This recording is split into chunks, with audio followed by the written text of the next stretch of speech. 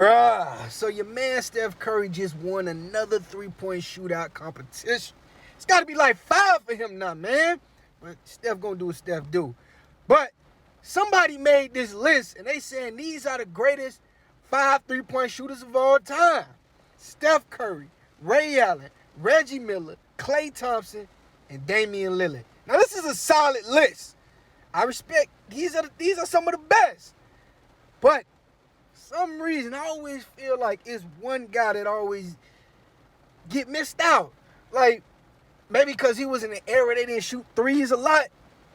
But I'm telling you, if you ever seen him shoot one of the purest three-point shots ever, man, this man was a beast. Yes, Glenn Rice.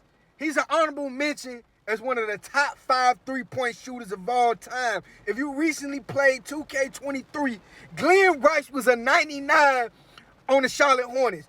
For a lot of the younger people, Glenn Rice is before your time, so you ain't get to see him ball. Hell, Glenn Rice is really before my time. I caught him at the end of his career. But it made me go back. And if you go back to old Glenn Rice, woo, he was a 99 on 2K23 for a reason. And go back to his three-point shootout with the Miami Heat. Back in the day, he won. He also won an All-Star MVP before.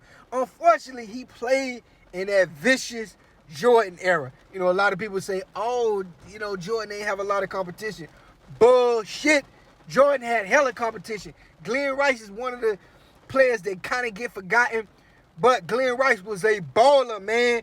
One of the best three-point shooters of all time. And he was an all-around scorer.